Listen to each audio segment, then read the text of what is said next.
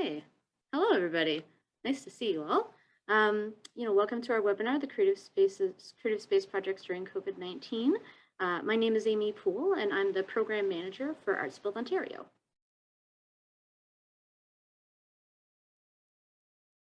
So we are very pleased to introduce our panelists, Janice Montour, Executive Director of the Woodland Cultural Center, and Paul Fujimoto, Project Manager of the Grand Theatre. In this webinar, panelists will share their experiences and advice around capital projects in pandemic times, focusing on successes and challenges with project planning, timeline and adjustments, contingencies and risk management, funding, and overall recommendations for creative space product development as well. We would also like to mention that this webinar will be presented in two parts. Starting first with the panel, and then we'll be shifting gears to a sort of mid-program check-in with mentors and mentees in our Creative Spaces Mentoring Network for the 2021 to 2022 iteration. So if you are not in this cohort, just as a little reminder, at this time when we switch gears, we would ask that you'd please sign off at the end of the panel Q&A. So before we get started, we just need to review a few housekeeping items. Your microphones have been muted upon entering this webinar, and we would please ask that attendees just keep your microphones and cameras muted for the time, unless asked. On that note, I would also like to take a moment to ensure that everyone can hear me clearly. So at the bottom of the screen, there's a tab that says chat. If you can type in a quick yes or no into the chat box, just to let me know if you can hear me clearly, that would be great. Okay.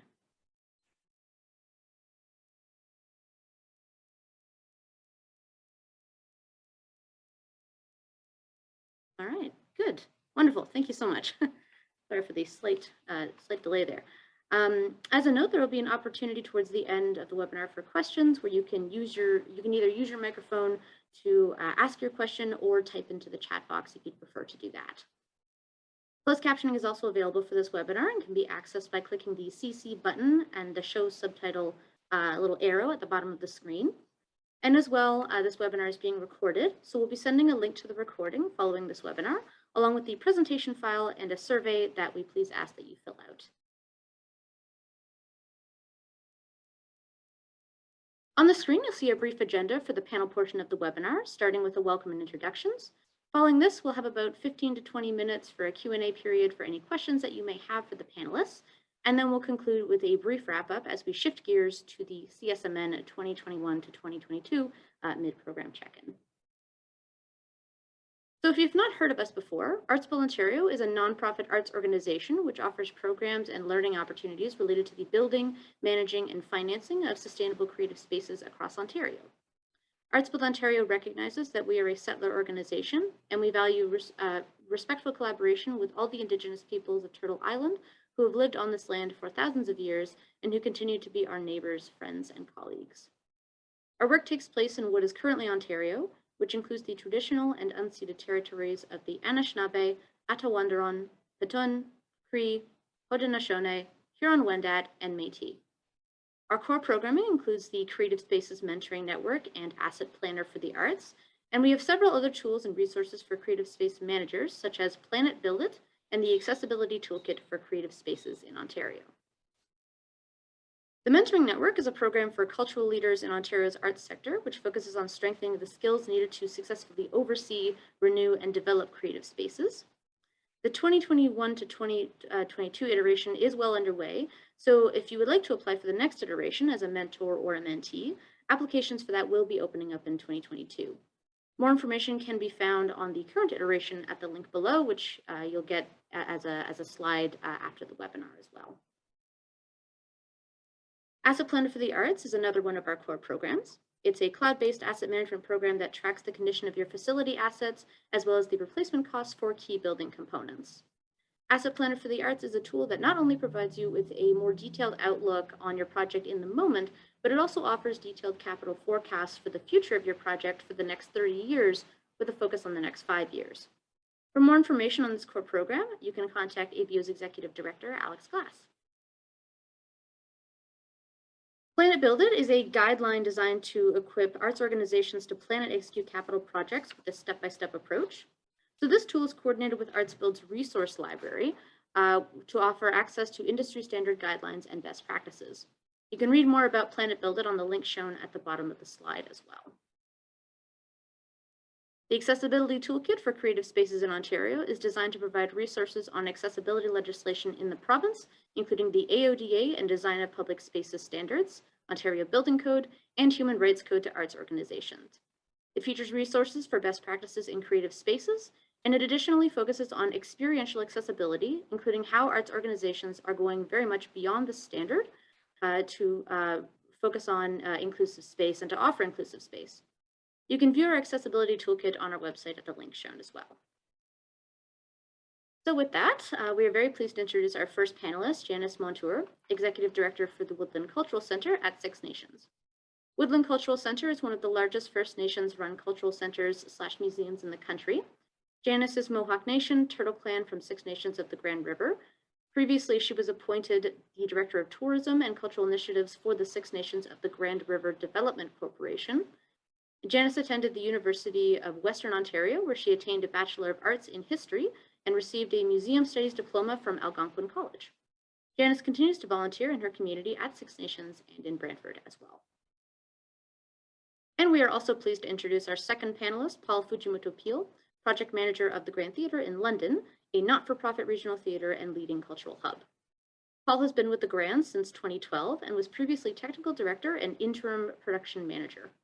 Prior to the Grand, he was the Technical Director at Tarragon Theatre and the Blythe Festival, and he has mentored 5 apprentice technical directors while at the Grand, and he is also proud to be part of a teaching theatre. Paul sits on the Program Advisory Committee for Humber College's Theatre Production Program. He is chair of the Ontario section of the Canadian Institute for Theatre Technology, and he is also the director of PM Arts. So with that, I'm going to stop sharing my screen and I'll hand it over to Janice.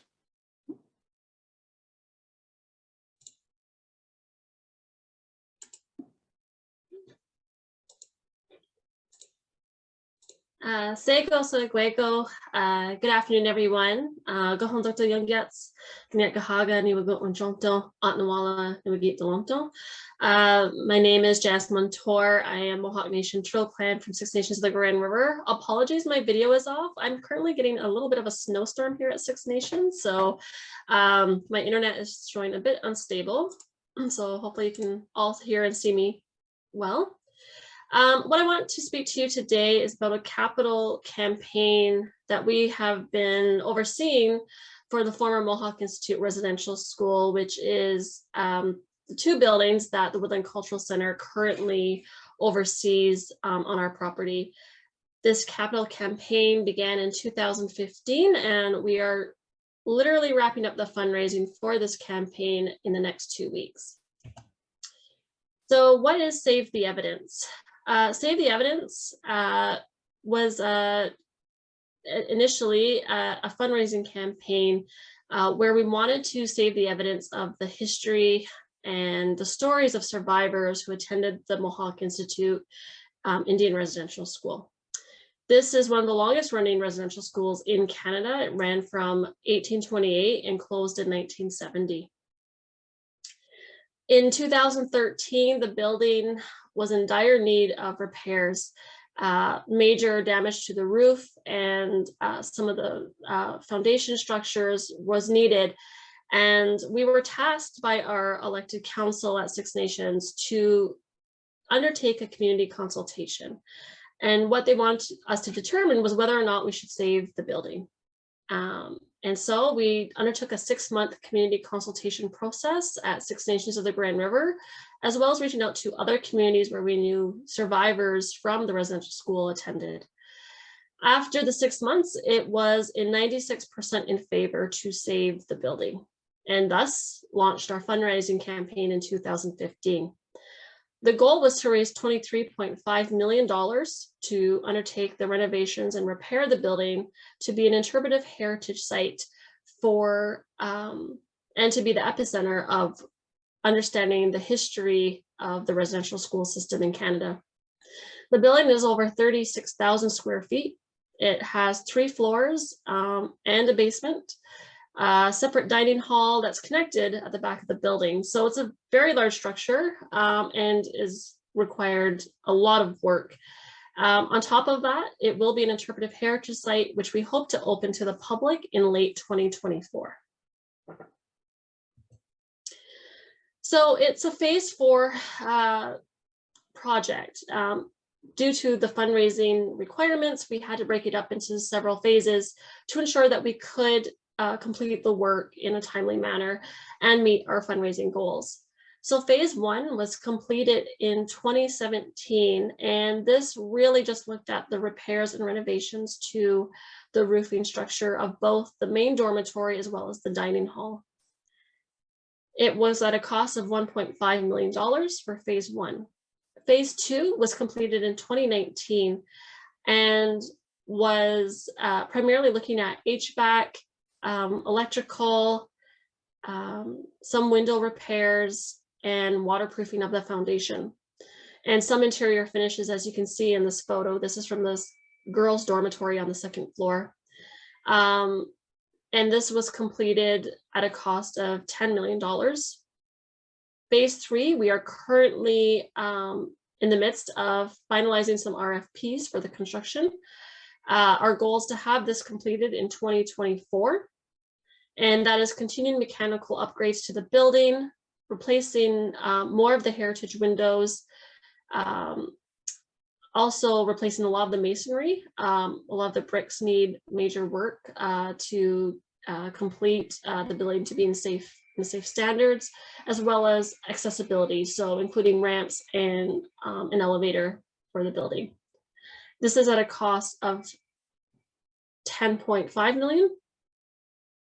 And the final phase, which is phase 4, which will be the interpretive portion. So, interactive displays, recreating some of the spaces of the rooms of what the school would look like at the mid-20th century, and some other exhibitions included throughout the space, will be at a cost of $1 million. And this is the one that we're currently wrapping up in the next 2 weeks.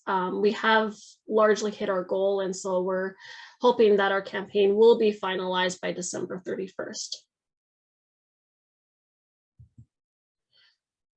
So how did we reach these, which at the time in the beginning seemed very insurmountable, of acquiring $23.5 million for this work? A lot of it came from, initially started at the grassroots level. We really started to talk about the campaign and really advocate at a local level within 6 nations of the Grand River, but also with the city of Brantford. The elected chief at the time in 2015 pledged $250,000 to start the campaign from the 6 nations. And she asked the mayor of the city of Brantford to match it, which they did. So right off the kick, we had $500,000 to start the fundraising campaign. In addition to that, we also had what we call this sort of ad hoc committee called Friends and Neighbors, who really wanted to do something about what was, about the campaign, and how could they help sort of raise funds for this. So they started holding some lectures and information sessions, and really through their own networks were also able to raise a number of large private donations for the Save the Evidence campaign. And then, of course, a lot of it we had to go to the government to raise the funds. So we secured funding from the Ministry of Aboriginal Affairs at the provincial government, through the Government Ontario, which they contributed $10 million for phase 2 through the Reconciliation Fund that was created in 2016. And we also were able to acquire some funding through the Department of Canadian Heritage for phase 1, which was amazing because it really helped us get through that first phase of close to $1 million. We also received funding this past July from ICIP, so Infrastructure Canada, where we received close to $9.3 million through both the province and the federal government combining the funds together to raise the amount of money for phase 3. And then the remainder of it has been through private donations.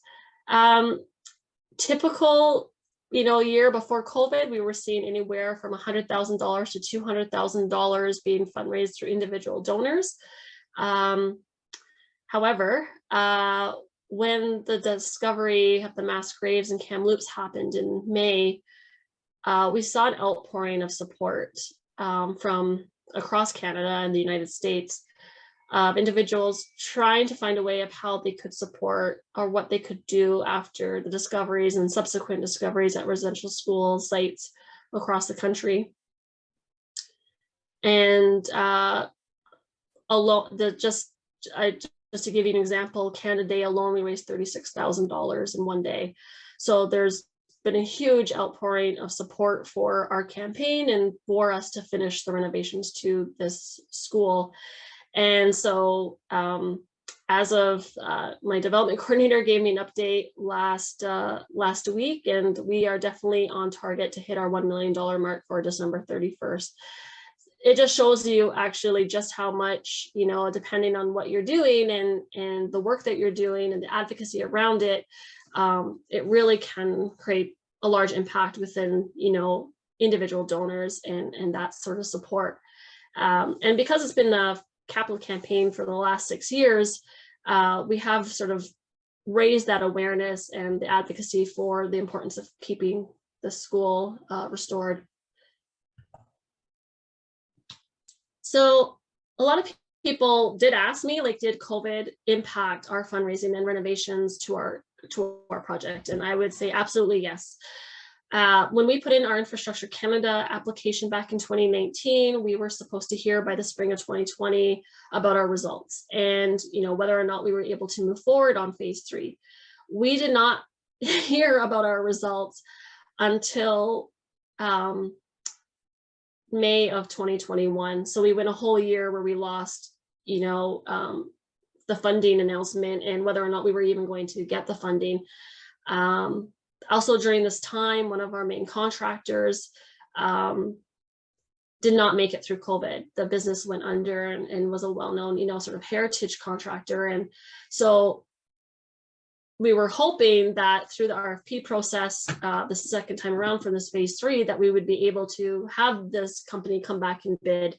But unfortunately, COVID took a definite toll on their business, and they ended up no longer being able to maintain their operations. So now we're gonna have to start over with the RFP processes, which we would have normally done anyways, but now we won't have someone who originally worked on phase 1 and 2 anymore. We now have to find a new contractor for phase 3 and for phase 4, which is really unfortunate.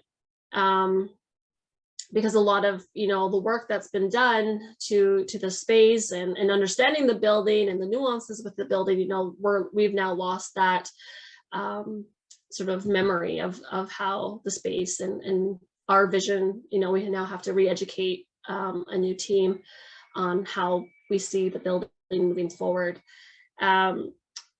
We did take a dip in donations during 2020, for sure. You know, we did not hit our mark necessarily of what we wanted to raise. We were about 40,000 shy, so still fairly good, but, you know, obviously we were $40,000 shy of our target. But I think understanding that with everything going on and the needs that were happening globally, you know, the fact that we were able to come somewhat close to our fundraising was still a huge kudos to my fundraising development team, who were able to raise what they were able to during COVID. You know, losing a year definitely, you know, is now putting the pressure on our organization to get, you know, everything completed by late 2024 so we can reopen to the public. We definitely anticipated to be open. The original plan was to be open in 2022. And so now we've had to readjust our timelines. And also, this is of concern because a lot of the heritage components and the exhibition and recreating rooms, we rely heavily on the survivors' testimonials, their firsthand experiences of attending these institutions. And, you know, as months and years go by, you know, we risk, you know, a lot of them are elderly, so we risk losing that knowledge. So we're in a fight for time at this point.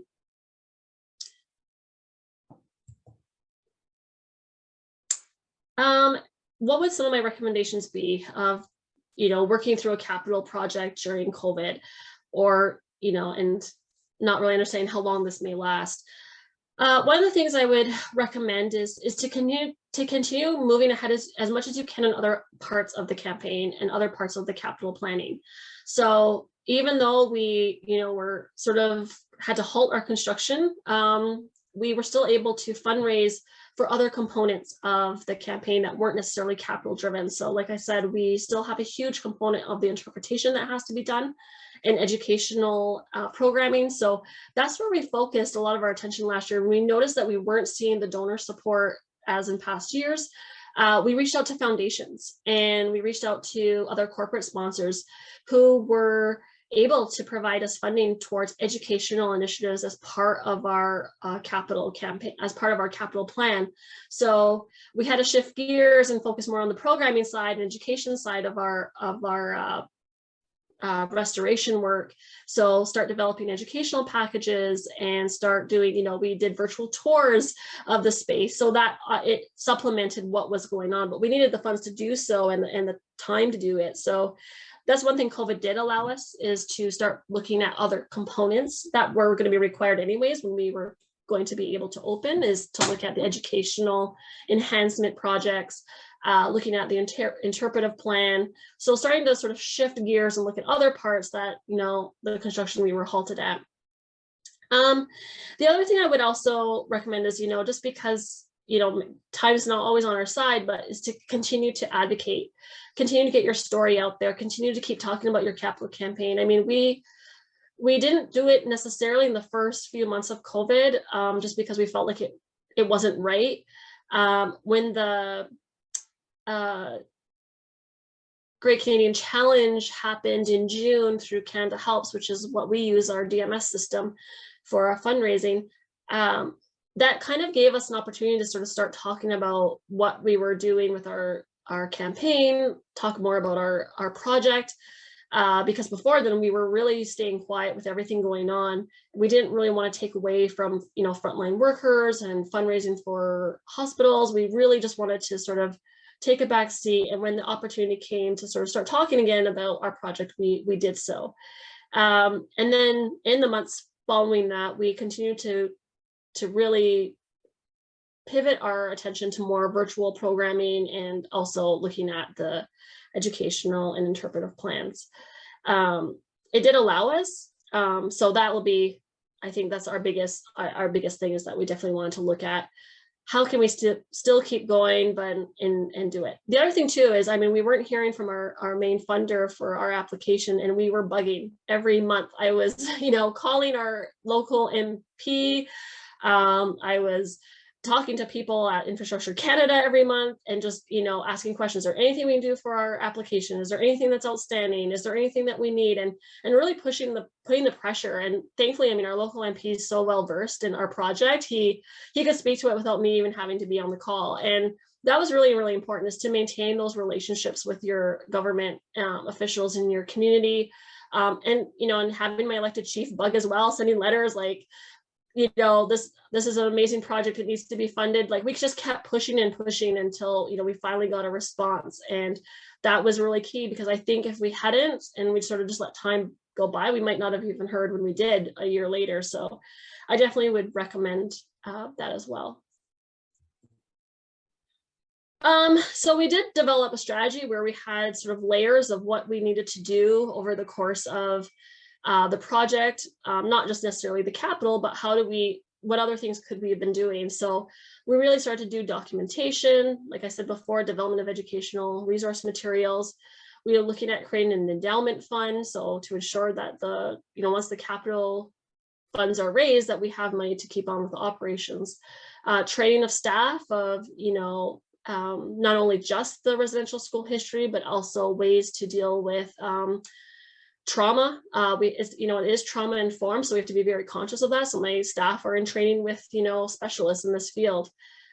We support other survivor events, so we kept doing that throughout the time period. And then we also did our virtual tours with our school visits program.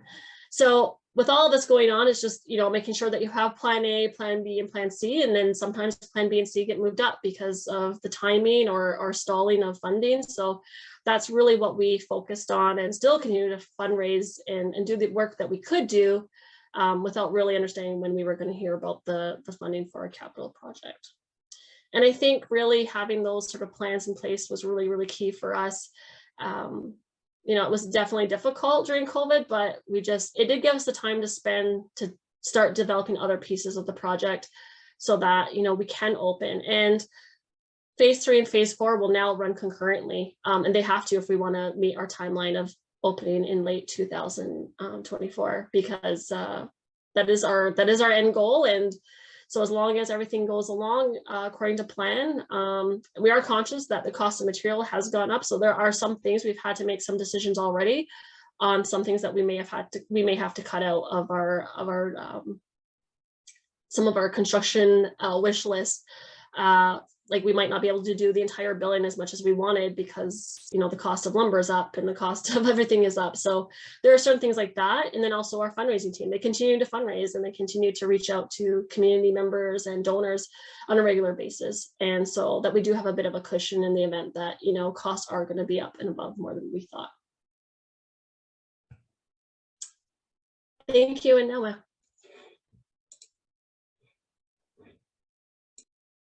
Thank you so much, Janice. Paul, if you would like to share your screen, feel free.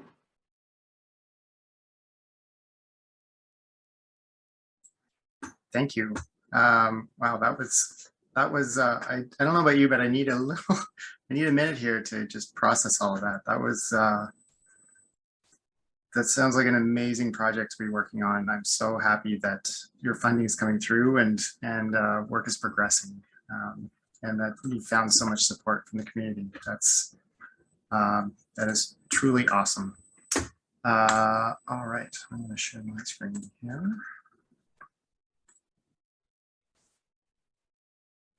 Excellent. So we did a different kind of renovation. We at the Grand Theatre have two performing spaces, an 839 seat proscenium house that was built, that part of our building was built in 1901. And then the remaining part of the building and our studio theater, which seats about 150, was built renovated and built in 1978. So substantially everything has been the same since 1978, with some minor renovations here and there since then. But overall, this project was to take us from 1978 up until 2020 and 2021. Originally, we were scheduled to start in May 2020, and we did not. After we shut down, we had a bit of a pause, and then actually started construction in August, demolition in August 2020, and have just wrapped up and grand reopened towards the middle of November 2021. So the scope of the project was to modernize all the finishes in the lobbies and in our backstage spaces, improving our overall audience experience in the lobbies, improving building security and control systems.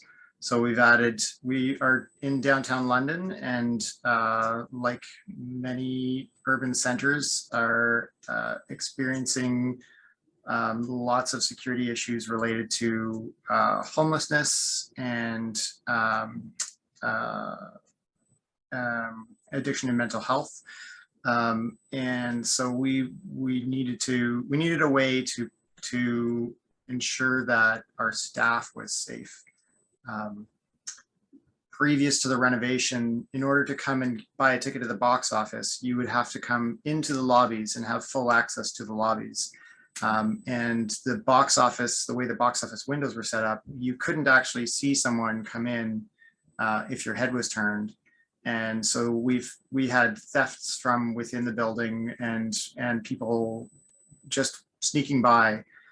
So we managed to adjust the layout of our lobby that way, so that to come in and buy a ticket, you come into box office and you're in box office and you can't get any farther. Repairing the building envelope. So we had 2 roofs, one of which was leaking onto our heritage portions of our proscenium arch in the theater. So we needed to get that fixed, as well as some caulking that was allowing more to leak in. Wardrobe had been working in a space that was probably half the size that it should have been, or should be. So we managed to find some space above the prop shop and expand into there. Transforming our studio theater from a more or less a true black box into more of a laboratory space. So we painted the walls to look like the concrete walls that had been painted black. We painted them to look like concrete, and added some lighting positions and acoustic paneling and some funky house lights. Big one was replacing the fly system.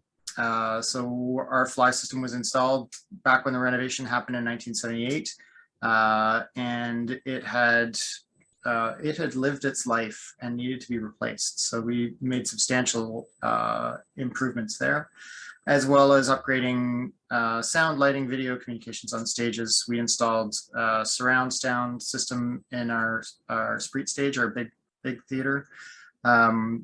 As well as upgrading, replacing a bunch of old lights, theater lights, as well as house lights in both spaces. Bought 3 new projectors, wireless clearcom, all that kind of stuff.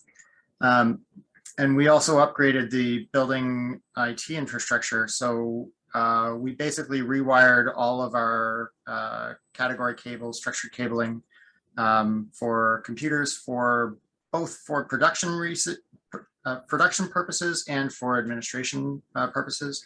We created a new server room and moved the server out of the storage room that was next to the steam room, so that our server was out of the sauna room essentially, which was great. And we also added, we went from 5 wireless access points across our building to something like 52. So with the intent that we're preparing ourselves for the future, allowing ourselves to integrate our production stage wireless needs with administration and front of house, so that we can offer patrons free Wi-Fi as we move forward. The structure of the project. So the Grand Theater Foundation, the Grand Theater and the Grand Theater Foundation are 2 separately incorporated not-for-profit companies. The Grand Theater Foundation owns the building and the land and all the capital assets. And the Grand Theater operating company runs the theater company, produces shows, and pays rent to the Grand Theater Foundation.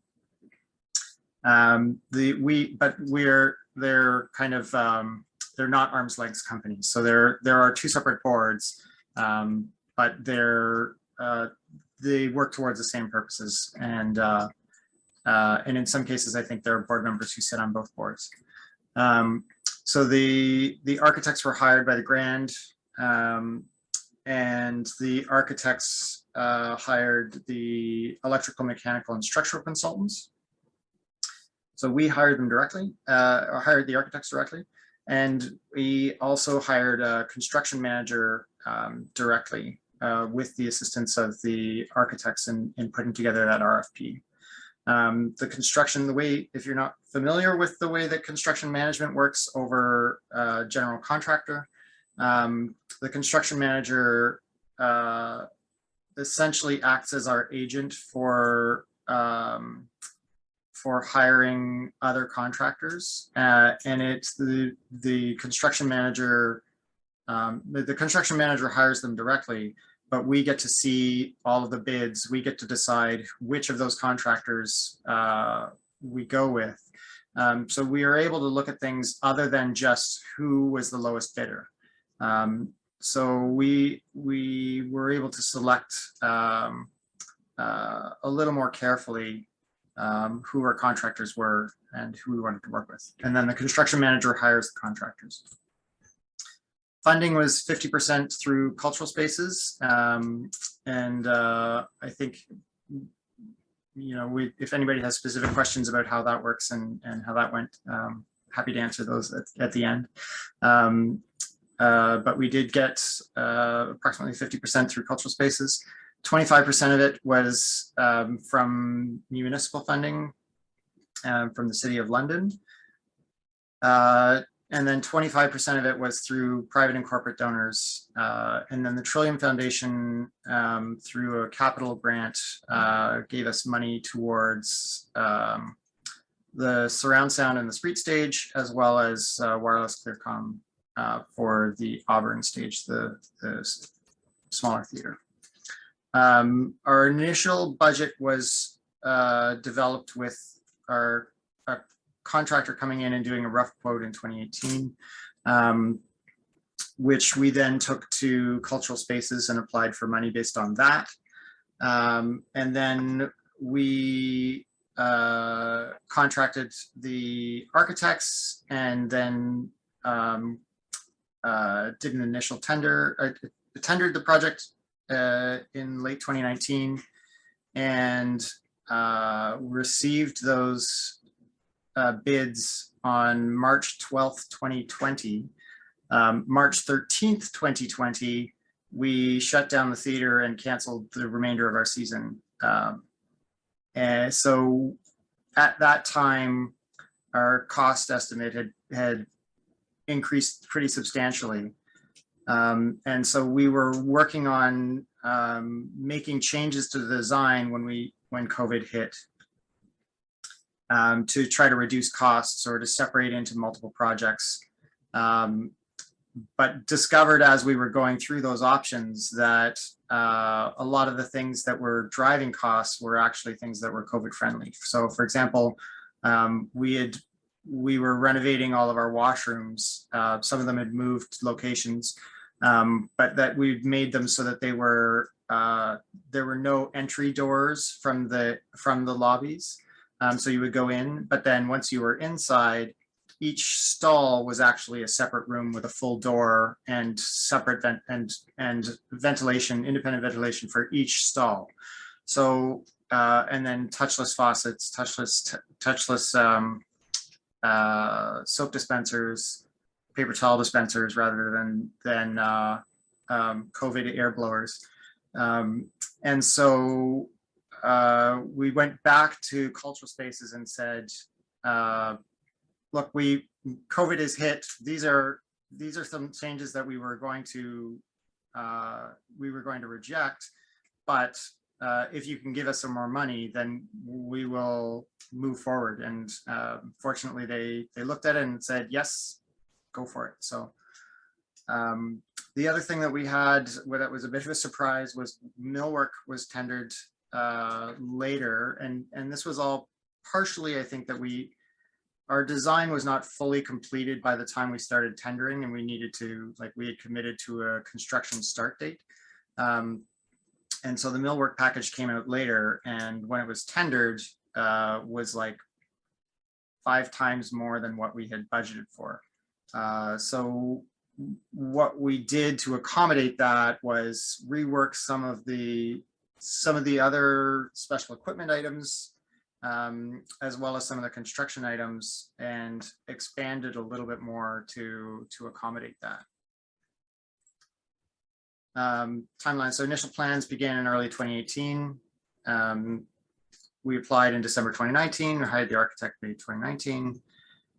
Construction manager was hired in September 2019. I would have hired the construction manager a little bit sooner. Part of the construction managers, the benefit to us of having a construction manager on versus a general contractor is they participate in the design process and attend design meetings, and advise on constructability and potential costs as the design process is happening.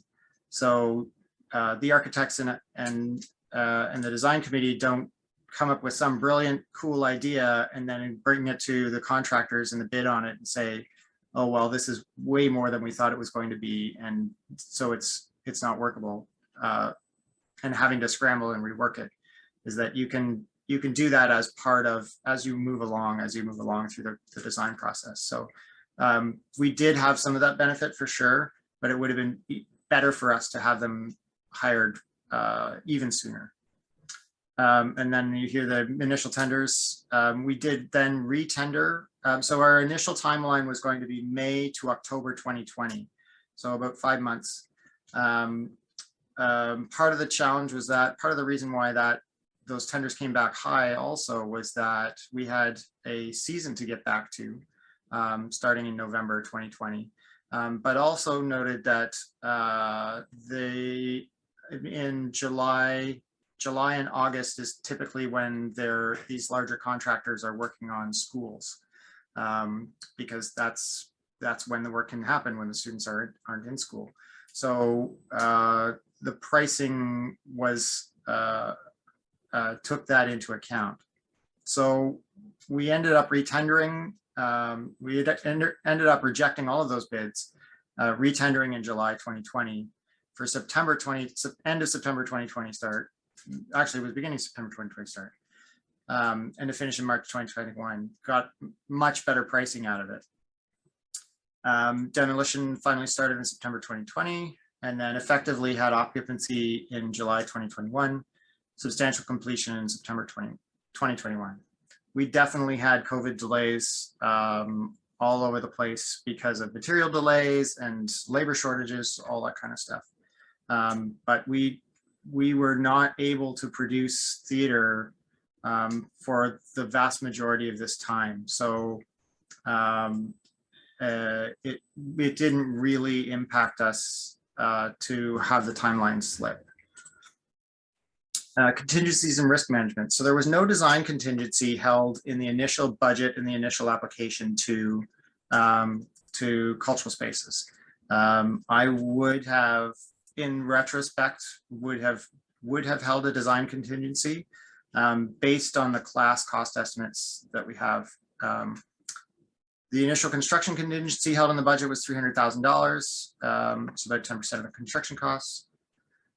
And then we started spending that once we hit demolition and started finding things in the walls that we didn't know about or that were in poor condition or needed to be changed.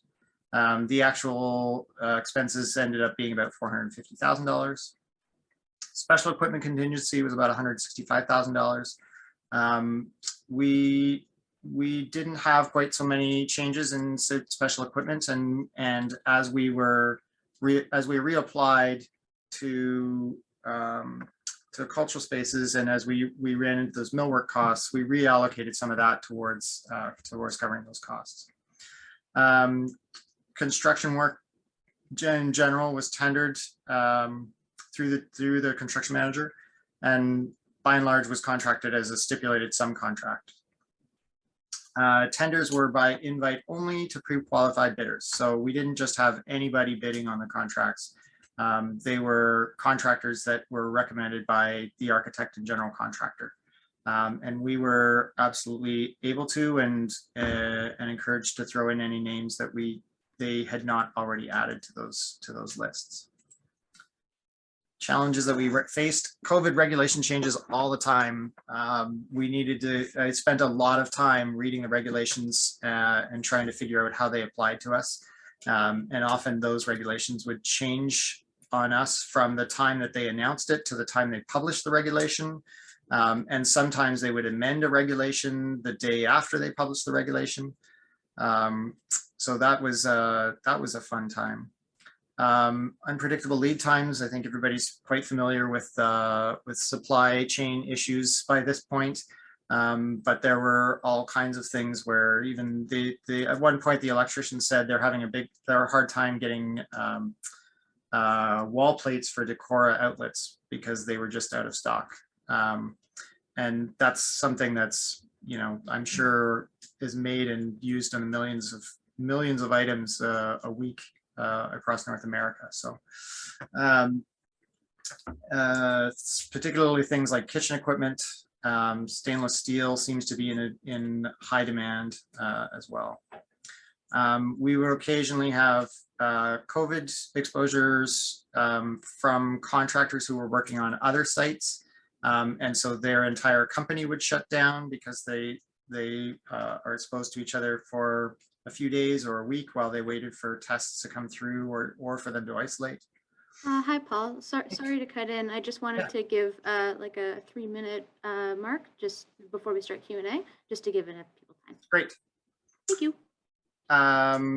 Insufficient time. So the other thing was, I would say, is we spent insufficient time in design development prior to coming up with a budget, securing funding, and tendering. So there is a, I think, Ontario Construction Association document out there that talks about classes of estimates, and they're based on how far along the design is, and how much contingency you should allow for, a design contingency you should allow for based on what class of estimate you have. So if you're haven't yet applied for funding, or you're working on budgeting in an early phase, I would strongly recommend looking at that and making sure that you're following those recommendations. We definitely had COVID-related delays in design development for construction and special equipment projects. As we as staff and as architects and engineers tried to figure out how to get into remote operations. So the successes that we had, the pandemic shutdown for live theater, live performances, provided us a lot of extra slippage time for our schedule. And we also had, not being in the middle of producing shows, allowed us to use our staff to move back into their renovated spaces and find all of the weird stuff that we didn't think about, or that they needed additionally, or deficiencies that we hadn't caught yet. And then we also had extra time to think about what solutions we needed to come up with for different items, and come up with the best ones, rather than just say, okay, just cover it back up. So we've kind of set ourselves up for long-term success. And then all gender washrooms. So all of our washrooms in the lobby are now all gender. And they're all the individual stalls. So you go in, you close the door, there's walls, there's a whole floor to ceiling door in a door frame. And that has been well received, and has allowed us to cut the lines for the traditionally long lines for the women's washrooms, and allow us to use all of the facilities all the time. Some quick before and after shots. So the exterior, we did a little bit of aluminum paneling out here. Added some security cameras out there. I'm going to be doing a little bit of site work, landscaping out here. But you'll see that we added there, from here, we actually added our entrance doors over here. So this previously was box office. Now box office is behind this red panel here. So you can see this box office was on the one side, and these exterior doors, and then this would be just straight open to the lobbies. Here you walk into a vestibule, and now there's a door there, and there's two windows there. Down in the first floor lounge, so we've moved the bar from over here to over here. Moved this storage room, we lost a bit of this storage room, but moved the server room over there. And then redid the finishes. All the ceilings and all the walls were all torn out pretty much. All gender, so you can see the all gender washrooms with the big, all the doors in here. And we, part of converting the washrooms on the first floor was we took two smaller men and women washrooms and turned them into one big all gender washroom. So we added, I think, 3 or 4 fixtures in total to that. So we increased our capacity significantly. Second floor, so we added, we basically opened up over here where box office used to live. We replaced all of the old brass and glass railings there with new stainless steel and properly tempered laminated glass. And we also, you can start to see the beginning of, we took down the top of this brick wall up here, which opens up upstairs, and added in this cascading wood wall. This is on the 4th floor. So we took down this big wall here, added lighting all over, a big giant bar. We moved the women's washroom from this side over here. This was the women's washroom over here. This is now a catering room where we have finally have catering room space. to the other side. Wardrobe doesn't look that different, but it's actually the wall used to end right here. So we've doubled the space here. We've added a fitting room on the other side, and this is actually there. Behind this is there's a dye room right there. Fly system replaced every pipe, every wire, every pulley, all of the counterweights. I could talk for hours on that, but won't. And the key thing for me, surround sound system, was that you probably don't see a lot different in here, and that's intentional. We hid speakers as spent a lot of time trying to hide speakers because this is a heritage, it's a beautiful heritage theater, and did not want to distract from that. So there's a speaker down here, there's one over here, there's one over here, there's one over here, one there, a few across the back wall. But by and large, I think we did a pretty good job of making them blend in. Auburn stage, you can kind of see our black box, and then the concrete walls. This was still in progress at the time I took this photo.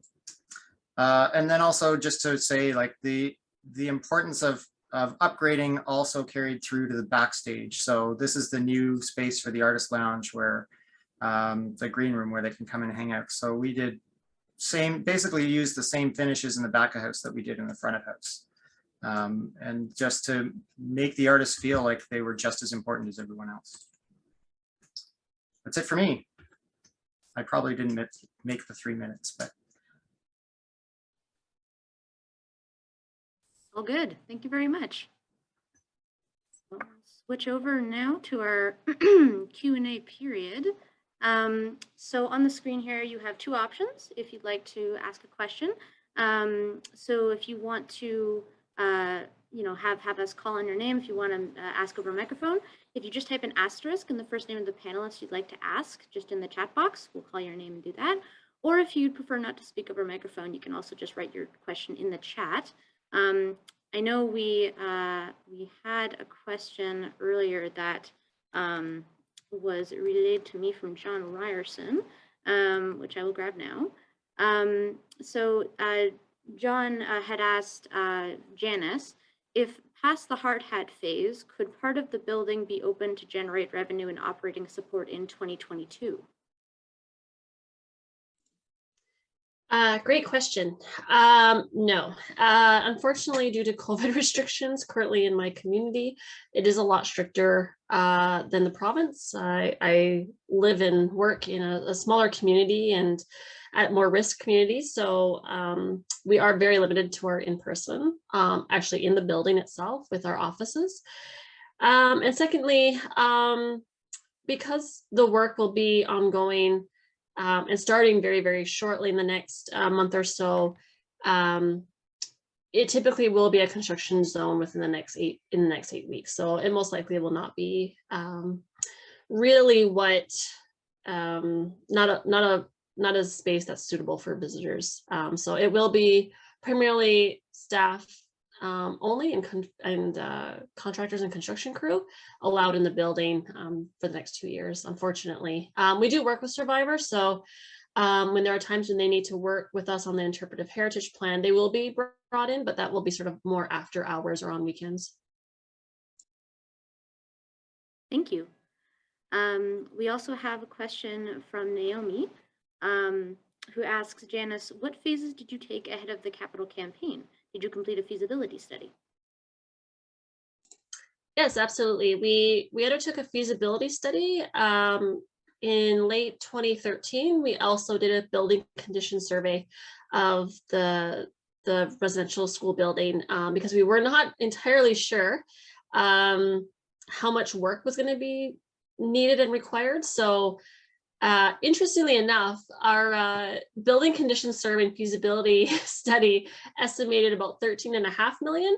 And it wasn't until we actually got down to some of the work in phase 1 where it was almost doubled the cost. So it just meant that we had to really be aggressive with our fundraising campaign. Thank you. Awesome. And if anyone else has any other questions, feel free to type them in.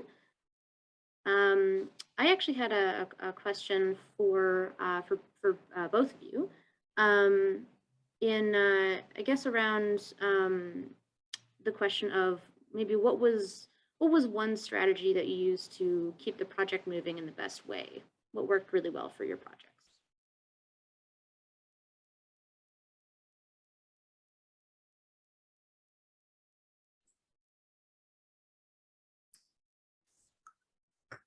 I'll go. That's a good question. I think that we had lots of opportunity at the beginning of COVID when we were shut down, where we could revisit and kind of get into more of the details with the design team. Anything you can do to do as we are, in unpredictable times as to whether you can or cannot gather. Having lots of Zoom meetings and stuff was handy and helpful.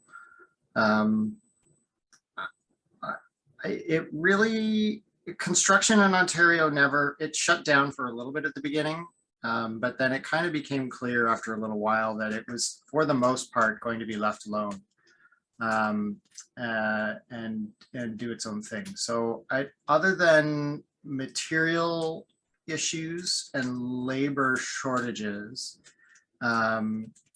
it didn't really impact the project that much. Those were the big things for sure.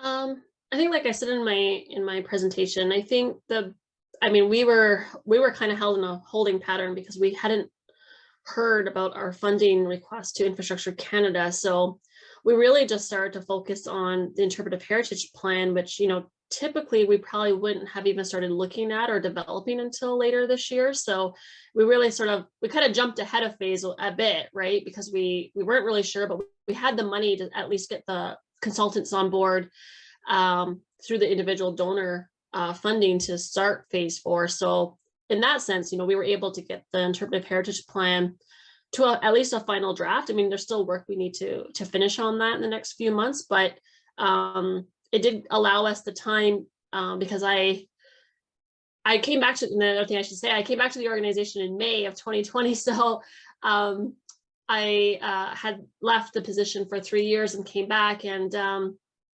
so I pretty much had to kind of get up to speed really fast, but then due to the, not knowing when we were going to be able to start construction, I decided at that time to sort of skip ahead to phase 4 and start at least the plan so that we could at least do some work when we were sort of sitting waiting for the construction phase.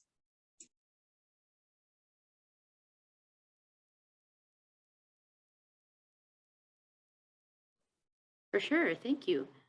We did have a question from Erica, and I guess I'd like to maybe ask if this is directed at both panelists. But Erica asks, was there any involvement by the town/city parks, rec, and culture department? Oh, and she just clarified it is for both of you.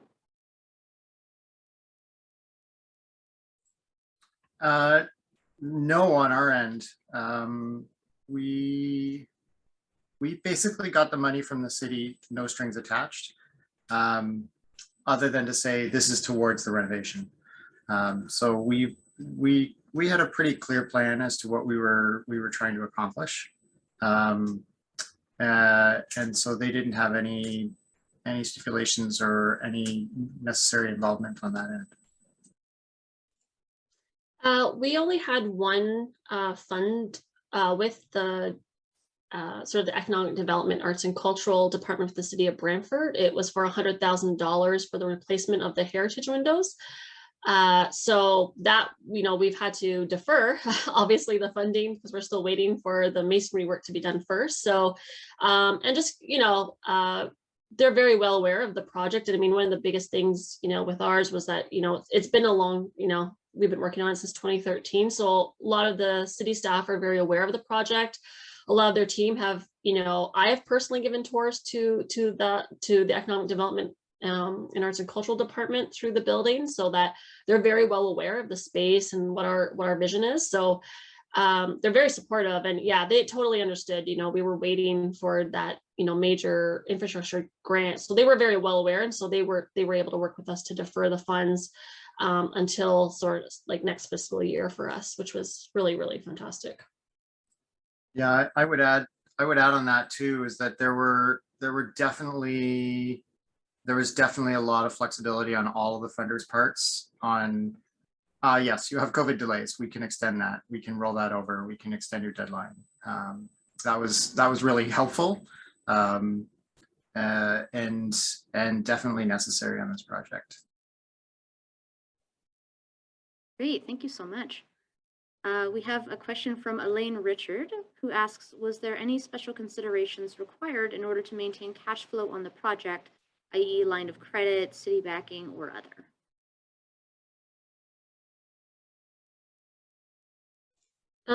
On our end, because we didn't start construction, so it didn't necessarily impact us, but we do have, like I said, our development team, we have a separate, obviously, donor account.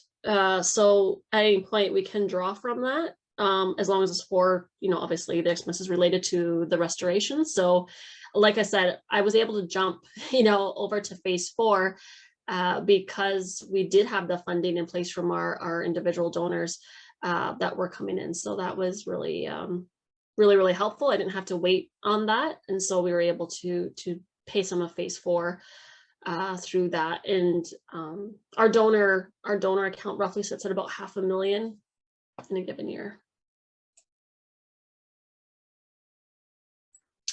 Yeah, we to this point, no, but we do have we have holdback that's due shortly, that will kind of tip us over the edge. But we have a few donors that made pledges, multi-year pledges, that we have some bridge financing in place for. But other than that, not due to COVID, more due to just the conditions under which the money was raised. Thank you so much. I see we do have one outstanding question. Unfortunately, that will be the last that we can take for this time. However, I can for sure I can relay your question to the panelists, and perhaps they can answer it over email. We can maybe go from there. Again, thank you so much, Janice and Paul, for your presentations, for your insight and your thoughts and feelings about everything that has been that has happened, everything that you've experienced with your projects. Very insightful, and we're very grateful. So we will be shifting gears a little bit to the Creative Spaces Mentoring Network portion very soon. So just as a little reminder, if you are not in this cohort, we would ask that you please exit the call now. We will be sending out a survey as well as the presentation materials after this webinar, so everybody can have access to them. So we'll just switch the screen to that. And thank you so much for joining us. And we will just give everyone a few minutes to get sorted. Thanks all. Thank you.